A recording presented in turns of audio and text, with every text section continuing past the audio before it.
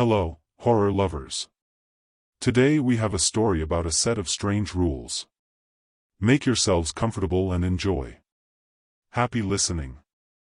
Last October, I responded to a job posting for a bellhop position at a hotel, and the interview process came with some very strange rules. Like many others, I had been laid off back in August, and I heard about this place completely by accident, at a bar. At 22, I was crashing on the couch of a college friend. That night, we decided to meet up with his girlfriend so we could get out of the apartment and have a drink with her friends and sorority sisters. In Hoboken, the idea of open patio seating and 50% capacity was stretched to its absolute limits. The only real change since the start of the pandemic was that you couldn't sit at the bar anymore, and there were fewer tables inside, making everything feel even more cramped. That's how I met Catherine. In the chaos, our group rushed to claim seats next to people we already knew. While everyone was shuffling around to make space for us, Catherine was talking to my friend Jill and didn't manage to move in time. Once everyone sat down, my roommate dragged Jill to another table, leaving Catherine stuck with us. She was a pretty blonde with big brown eyes, clearly one of Jill's sorority friends. While the rest of our group chatted loudly, Catherine stayed quiet, looking awkward and out of place. It seemed like she only knew Jill, so out of politeness, I struck up a conversation with her. Naturally, small talk with a stranger only goes so far. Eventually, I asked what she did for work. At MAGNUM, she replied, as if I were supposed to know what that meant. To be fair, most of my friends with business degrees who worked as analysts answered questions the same way. My biology background didn't exactly prepare me to recognize company names. She explained that it was a luxury hotel downtown. I thought hotels weren't doing too well right now, I said. It's the kind of place where guests are rich enough to rent out entire floors for 6 weeks, Catherine replied. Turnover isn't really a concern. The pay is good, and the tips are solid. The main problem is staffing shortages since, well. She trailed off, and an uncomfortable silence settled between us, the unspoken topic of unemployment that none of us young workers wanted to touch. For the rest of the night, we talked about hockey after I found out she was a Devils fan. Desperation pushed me to seriously consider the hotel job about a month later. My already pathetic savings were nearly gone, none of the opportunities in my field had worked out, and the last can of tuna sat on the table in front of me. Even though Brian hadn't said anything, I knew it was time to start paying rent or move out. Moving in with my asshole dad wasn't appealing, and my mom had just sold her house to cover her own medical bills. Money, any money, would be a lifesaver. So I took a chance and texted Catherine, hoping she wouldn't be offended that this was my first message since we met. I got an automated reply. I sent an SMS to the landline number. At first, I thought she'd given me a fake number, maybe off by 1 digit from her real phone. Part of me even found it funny. When I called, I expected to hear a disconnected message or get sent straight to voicemail. If that had happened, it would have made for a funny story for Jill and a warning sign about my social skills. But no. After the second ring, Catherine picked up. Hello? Oh, hi. I sounded awkward, shocked that it was actually her on the other end. Catherine, right? That's when I realized I didn't remember her last name. We met at the bar during Jill Delaney's sorority thing. This is Jessie, by the way. Smooth as sandpaper on glass. Yes, I remember, she said. Are you okay, Jessie? Yeah, I just didn't expect you to answer a landline. Oh, right, she said, embarrassed. We're not allowed to use cell phones here, so I'm used to giving out the work number. Sorry. You can call me Kat. Kat, okay. Are you at work? I can call back, or you can. I could hear myself turning a simple question into a whole ordeal. I had a question about your job. Are you still hiring? I mean, at MAGNUM, are there any openings? Listening to my own nervous rambling, I wondered how I hadn't died of embarrassment yet. Somehow, Catherine didn't hang up. She even said she'd ask the manager about any available positions. 2 days passed without a word, and I'd almost forgotten about it when my friend Brian tossed a stack of thick yellow envelopes into my lap. One was addressed to me. Normally, I had my mail forwarded to my mom's place in South Jersey, but here it was. Inside was a small, professionally printed cover letter on textured paper. Dear Jesse Folks, your interest in joining Magnum's hospitality team has been brought to our attention. We have received your information and believe it may align with the goals of our hotel. We would like to invite you to a formal interview to further discuss your skills and qualifications in relation to potential opportunities. Please arrive at the address listed below no later than 10 a.m. on Saturday, October 10, 2020. Prior to your interview, we ask that you carefully review the following rule and arrive prepared. Rule 1.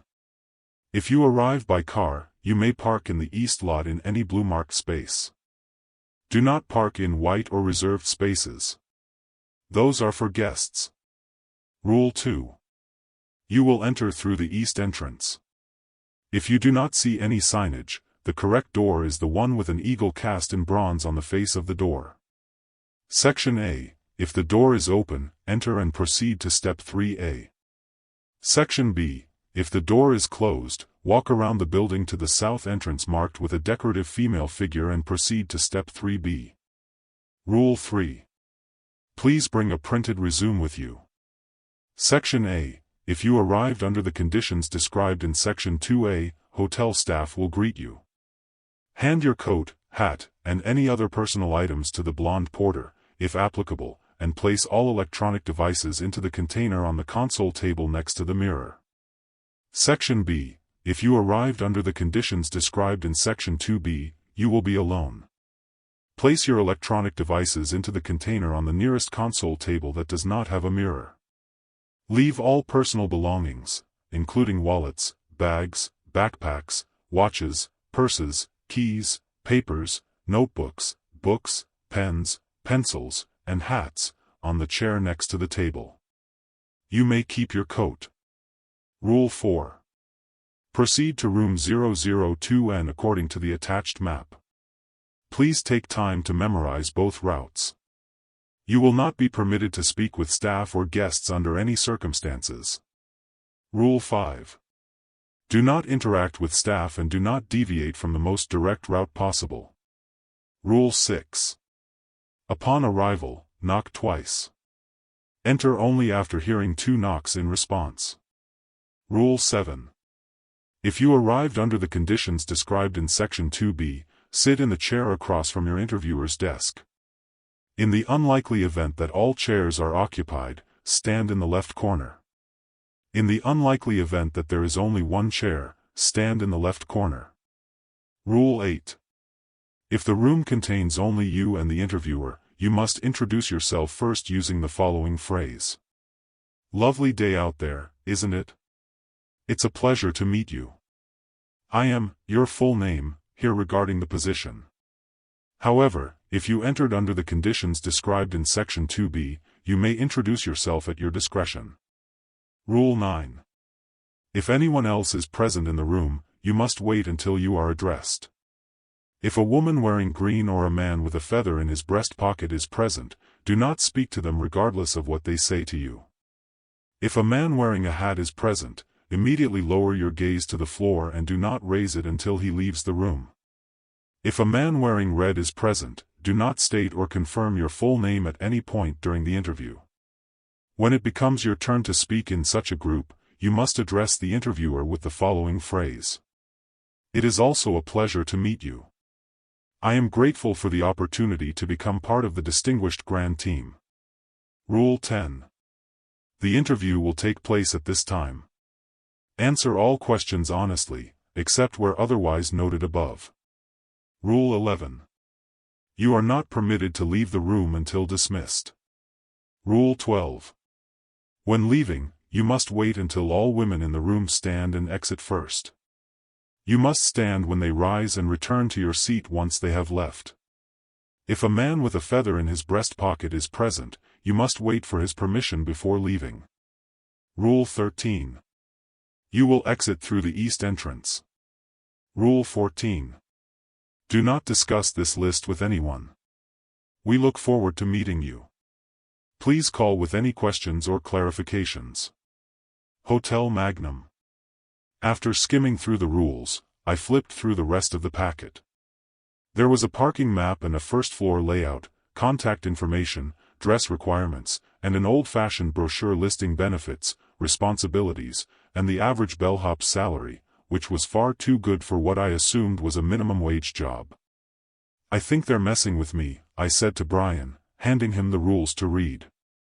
Brian laughed and suggested I either throw it away or frame it. It was nonsense, sure, but I knew exactly one person who would go to this much trouble just to mess with me. I had to admit, it was impressively elaborate, right down to the worn-looking floor map. I went to text Kat, then remembered I still didn't have her cell number. Instead, I called the landline to thank her for the prank. I didn't send you anything, Kat said, genuine surprise in her voice. I thought it was funny, Kat. The rules are a bit dramatic, don't you think?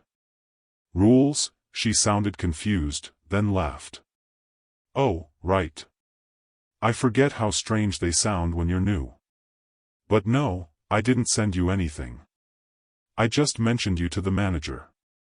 I exaggerated a little and said you had hotel experience. The job's easy.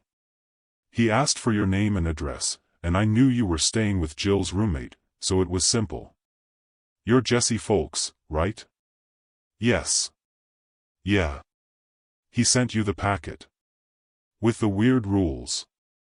If the room contains only you and the interviewer, I read dramatically, lovely day out there, isn't it? Yep, Kat confirmed with a chuckle. And you really do have to follow them. Seriously? I'll never remember all that crap. Not without a cheat sheet. Wait. She hung up, and didn't call back for several minutes. Or the rest of the day. The next day, she finally called. Hey, Jesse. I asked around, and I was right. You don't need to worry, it's always the same thing. The rules are unnecessarily complicated. If you want, I can walk you through them, but basically you just need to follow the to-be path. That's it? A massive weight lifted off my chest at the thought of having income again. If these people wanted me to sing and dance, I'd learn the choreography. No problem. Once you're hired, it's easier to keep the job than to lose it. If this was just an elaborate hazing ritual, so be it. I asked Kat which exact lines I needed to memorize for the interview performance. She started listing them casually, then hesitated. If you don't think you'll have time to memorize everything by Saturday, she said uncertainly, I could come by and help you practice. I frowned. She was inviting herself over. Kat seemed nice, and I wanted to believe it was just a friendly gesture, but it felt like a bit much. Holding the phone to my chest, I panicked and looked around for Brian so I could whisper my concerns. He was at the gym. Suggest meeting somewhere public, I thought. How about we go over it in a park tomorrow? When you get off work? I'm free at 6. It'll be dark by then. There's a coffee shop nearby. We could meet on the lawn. She agreed, and I hung up, satisfied that I'd moved the meeting to neutral territory. Later, Brian laughed at me and pointed out that it probably sounded like a date. Damn it. Going over the rules during our definitely not a date turned out to be better than I expected. Kat genuinely wanted to help and walked me through each step, making me repeat them. We ignored all the rare exceptions and focused only on the route she and the other staff actually used. And after you put your stuff in the container, you can keep your jacket, I said. When you enter the room and sit in the chair behind the desk, you say, it's also a pleasure to meet you. I'm grateful for the opportunity to become part of the brilliant idiot team at the Grand, I added. Kat smiled widely, watching me with those big brown eyes. You're hired, she teased. By Saturday, I felt confident. The dress requirements were another hurdle, but nowhere near as bad as everything else. Black pants, a black collared shirt, black shoes, and a red tie. I still had the pants from my prom. I borrowed the shirt from Brian. Jill and I found the tie for $1 at a thrift store. After taking the subway into the city, I arrived at the MAGNUM around 9:50. Just as Kat had said, the east entrance was closed, which meant I needed to go to the south entrance instead. The building itself looked like any other hotel I'd seen downtown, a tall stone structure with filigree and crests that gave it an extra air of importance. It also sat directly across from a park, though only 4 blocks from Chipotle. Nothing in this city is ever safe from being near convenient fast food. However, the moment I tried to enter, everything went wrong. The east entrance was closed, as expected, but the south door was too. The filigreed female figure on the door stared back at me, unmoving, refusing to yield. This was the south entrance. The door I was supposed to use. But when I pulled the handle, it wouldn't budge. I knocked. I waited. No one came. My stomach dropped. I immediately hurried back to the east door, suddenly afraid that it was the one that was open after all. If that were the case, I was screwed. I only knew the rules for Scenario B. But when I tugged on that door too, it was just as firmly locked. What the hell? I circled the building, searching the street for another entrance, but found nothing. It was already 10:05, and I started to think something had gone very wrong. So I did the only thing I could think of. I called Kat. She answered quickly. "What do you mean the door's closed?" Kat snapped. "It's Saturday, right?" "Yes. Yes, it is. You're supposed to be there. I saw it on Robert's schedule." Wait.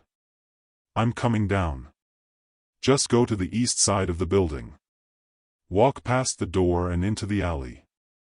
There's a service entrance there. I'll let you in. Just wait there." She hung up. I jogged around the wide building. The alley she mentioned was a strange backside to an otherwise luxurious structure. The walls were bare, half-covered dumpsters lined both sides, reeking of rot. Even in the middle of the morning, it was dark in that narrow space. The door Kat mentioned was plain and gray, purely functional, completely at odds with the ornate facade out front. I paced the cracked asphalt, stepping around broken glass and stacked crates. Then the white door opened, and I turned. But it wasn't Kat. "What are you doing back here, kid?" "You lost?" the man asked.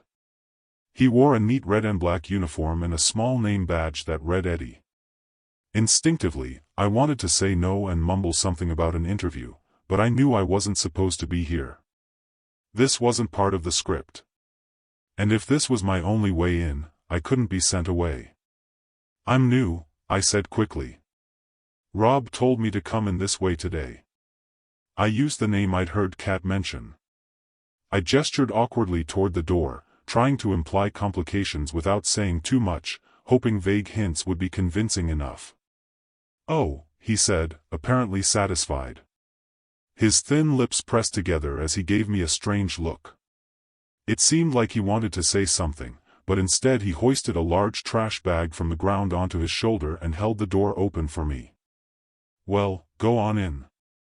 He's got interviews or something today. You can wait for him in the break room, 15E. I took the door from him and held it so he could carry the trash out. "Thanks." Eddie nodded. A dark liquid dripped from the bottom of the bag, never pleasant. But he didn't seem to care. As he passed me, the smell wasn't garbage. It smelled like metal. He walked away. I stepped inside the hotel. The door closed behind me. Looking down at the polished floor, I noticed stains where the bag had rested. They were a dull reddish-brown, like what's left on a countertop or cutting board after slicing steak. Expired meat, I thought. Then it hit me, Eddie wouldn't be gone long. I needed to get out of sight before he came back. I rushed down the hallway, through several sets of double doors, heading deeper into the building, hoping to reach the lobby or find room numbers to orient myself. Soon the tile floor gave way to green carpet, and as I entered a grand hall, the luxurious decor returned. The first door near me was labeled 025E. Not where I needed to be, but it told me I was going the right way. Kat had shown me the direct route on the map. I needed to reach the north wing first. That meant following the E-numbered rooms until they counted down to the lobby, then continuing as if I had entered from the south. My coat and phone were still with me, but that could be fixed. I could improvise. First priority, get rid of my things. The corridor was lined with narrow wooden tables and elegant gold-toned electric lamps. Expensive-looking art objects made of ivory, jade, and copper were everywhere. Near room 011, I quickly slipped off my coat, pulled out my phone, bundled them together, and shoved them into a wide porcelain vase. I wasn't about to blow this stupid interview over a technicality. Continuing on, I started to worry I was lost, until I reached a wall with a bronze bust of some guy from the 1800s. Kat had mentioned it. It stood just beyond the lobby, behind the concierge desk. From there, if I'd entered through the south, I would have turned left. Now, I just needed to keep going straight. Then right at the women's restroom. Room 002N would be on the right. As I passed the bust, two women in staff uniforms came around the corner, chatting, and stopped dead when they saw me. They stared. Their jaws hung slightly open. I tried to smile, but they lowered their heads and hurried past. One of them dropped something. It hit the floor with a solid clunk, heavy enough that they must have heard it, but they didn't stop. They disappeared around the corner. It was a key. I picked it up. It was clearly an old-fashioned room key, not a card. Heavy brass, with a small tag marked 001. I stepped back, trying to get their attention. They had clustered together, walking arm in arm, whispering and giggling. One of them glanced back at the empty hallway and seemed genuinely surprised to see me. I held up the key to show she'd dropped it. She nodded and tilted her head slightly, as if to say keep moving. Then she pressed a finger to her lips, turned away, grabbed her friend's arm, and nearly ran. I turned the key over in my hand. This was the hallway I was supposed to enter. The instructions said not to speak to staff. Maybe she was one of Kat's friends, helping me out. Should I leave the key on the floor? Was this part of the hazing? I almost decided to drop it, but it was already in my hand. I'd give it to the guy conducting the interview and explain what happened. Maybe that was the point. Finally, room 002N appeared exactly where Kat had said it would be, the second-to-last door in a dead-end hallway. The final door, 001, stood slightly ajar. The light inside was off, and I could see only a sliver of carpet. I knocked twice on 002N, just like I was supposed to. "Come in," a voice called from inside. I stayed where I was, calm, knowing Kat and I had practiced this. "Hey," I said, "come in," the guy called again, louder this time. I shifted my weight, wondering if I should knock again. No. 2 knocks. Kat had even rapped her knuckles on the table when we practiced. I was supposed to wait for 2 knocks in return. As I waited, another sound came from behind me. From room 001. The door creaked on its hinges. When I turned around, I saw that the door had opened a little wider, but from my angle I still couldn't see much. I could hear something inside, though, someone moving, scraping along the wall directly across from me. Then I heard an old voice, like the weak groan of an elderly man. "Help," it said. The voice was mournful and cracked. "Someone, please help." I don't know what set off my alarm. Maybe it was something in the voice itself, desperate and hoarse, yes, but at the same time too clear, as if it knew I was there and listening. Some instinctive part of me told me to stay where I was. The groaning stopped. Then there was a heavy, dull thud, like a fist hitting the wall. I heard the person inside groan again and shuffle slowly across the room, moving closer to the door. I knocked again on 002N. "Hey, hey! There's someone here!" I shouted. No answer. The groans drew closer to the door. "Help! Jess, help me!" I lunged for the door to room 001, grabbed the handle, and slammed it shut. I didn't look inside, but I caught the smell. It reminded me of the sharp stench of sewage on a rainy day, like something inside had died and rotted. Suddenly, a hand grabbed my wrist and yanked me back. I slammed into the opposite wall of the hallway and saw Kat pulling the door shut. Room 001 shuddered as whatever was inside threw its full weight against it. Kat turned to me, holding out her hand. "The key," she hissed. "The key." With shaking hands, I dug into my pocket for the brass key. The moment I pulled it out, Kat snatched it from me and locked the door. Another powerful impact slammed into it, throwing her back against the opposite wall. That was when I heard it behind me. 2 calm, measured knocks. I nearly jumped out of my skin before I suddenly remembered, it was 002N. Those were the knocks I was waiting for. I looked at Kat. She had already composed herself, adjusting her blouse. She pulled me to my feet and straightened my tie. "Don't worry about it," she whispered quickly. "Tell them you locked the door yourself. I wasn't here. Go." I practically threw the door open and rushed inside. 3 hotel employees were seated in the room. All of them looked composed, but clearly unsettled by my heavy breathing and, no doubt, my pale face. "What happened, dear?" the woman at the table asked. "You look completely shaken." I stopped myself, quickly assessing who was in the room and where. There were 3 people, just as Kat had warned, but they were more distracting than I'd expected. Kat had said there would be a man in red, and he was there. I nearly bumped into his chair. What I hadn't expected was how badly burned he was. An ugly pink scar crawled up his neck, warping his chin, ear, and nostrils. One eye was permanently closed, the other drifted. The second was a woman standing in the corner. She loomed over the chair beside the man in red.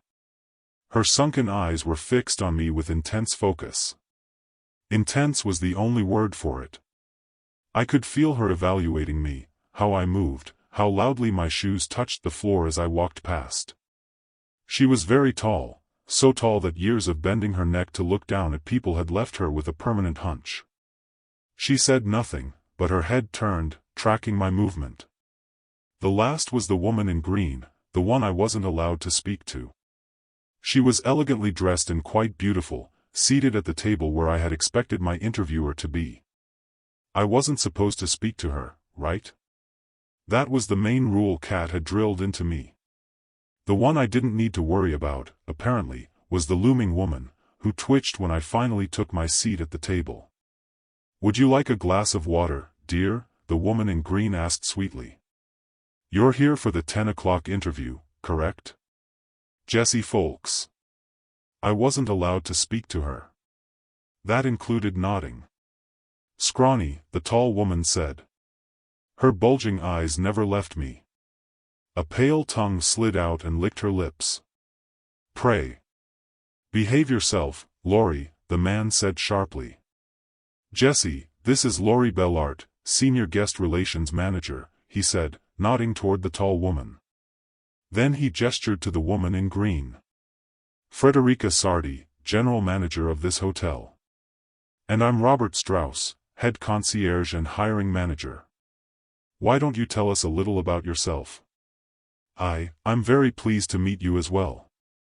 I'm grateful for this opportunity to become part of."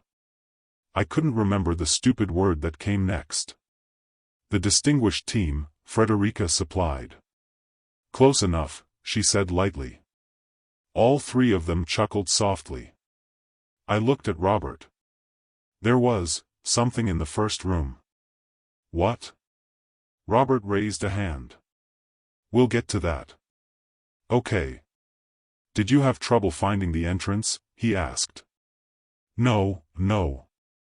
Someone was coming out as I was going in. Which entrance? The east entrance. That's strange, Robert said, staring directly into my eyes. I was certain both were locked. He raised an eyebrow, waiting. When I didn't add anything, he continued. Why did you lie? I didn't have trouble finding the entrance. Do you know what was in the bag? Laurie asked. Her voice was high and impatient. What bag? Robert asked, confused. The bag Eddie had, Laurie said. I shook my head, too frightened by her stare to answer properly. Robert raised an eyebrow. You saw Eddie, the janitor? Briefly, I said hesitantly. Robert and Frederica exchanged a glance, but Frederica smiled. That is the east entrance.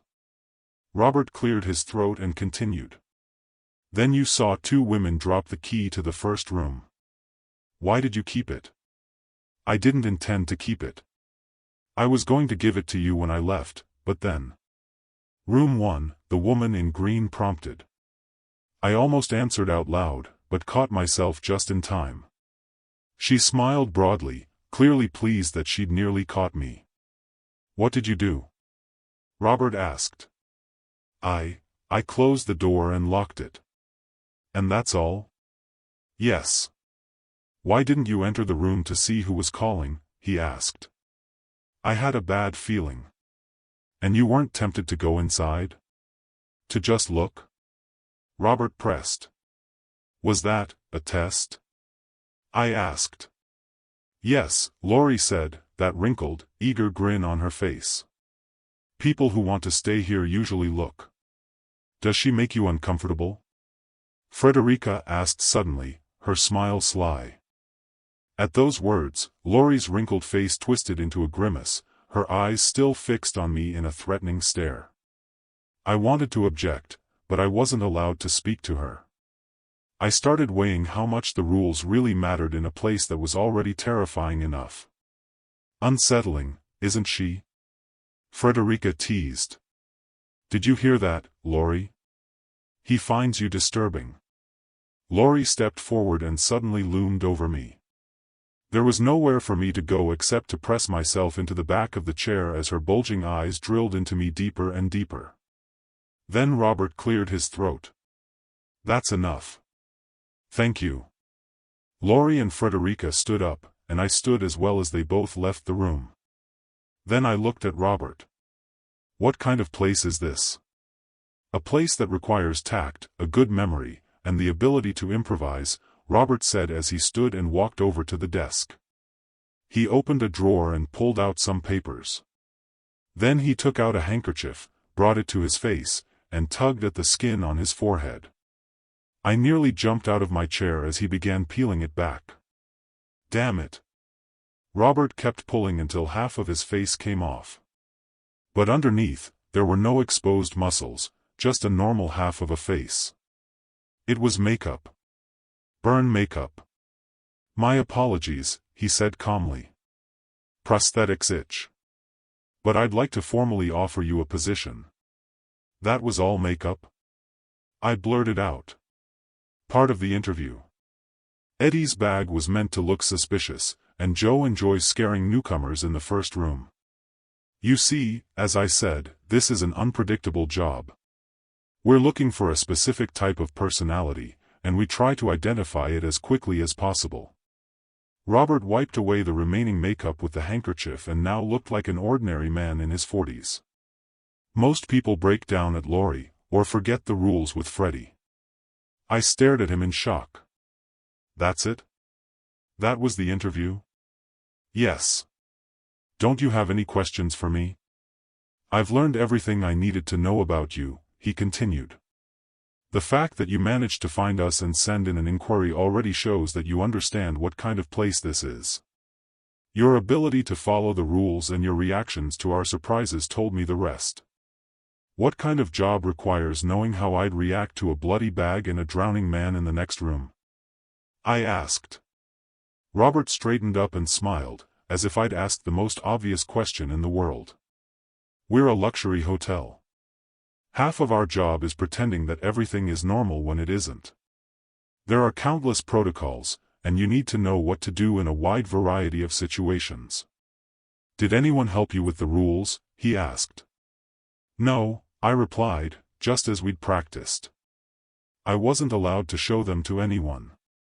Also part of the test, Robert said. Good. If you can't memorize and execute these instructions in the given time, you won't last here. But you acted naturally, and you're independent enough to retain critical thinking. You'll do well. After all this, I said, I don't even know if I want this job. Robert didn't answer. He simply showed me the starting salary.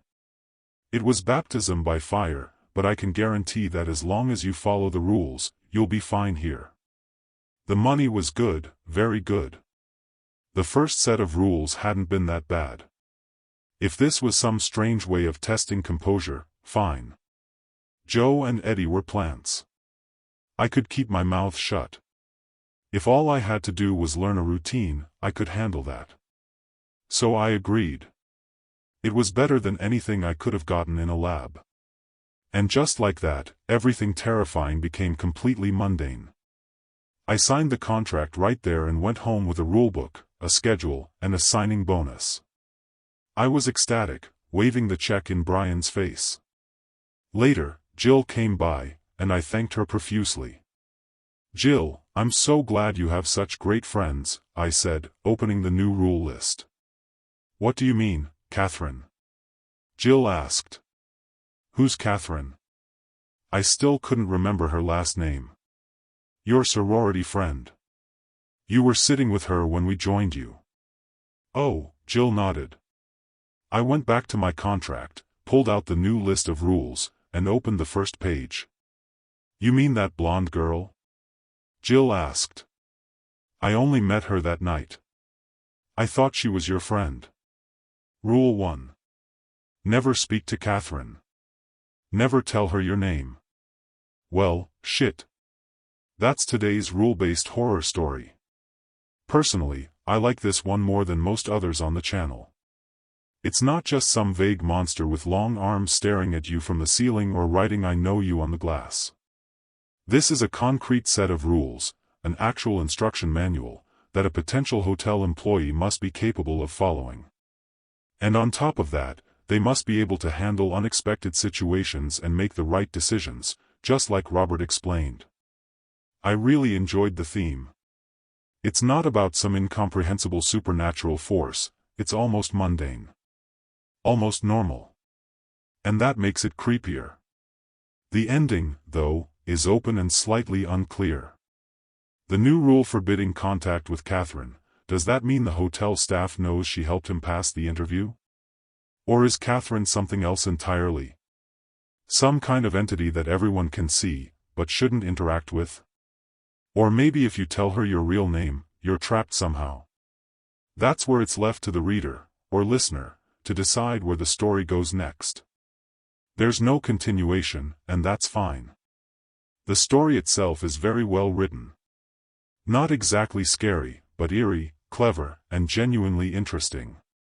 Especially that final line, "I thought she was your friend." That gave me chills.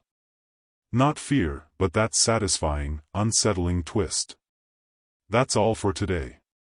If you liked it, hit the like button and subscribe to the channel. Good luck, take care, and see you in the next video.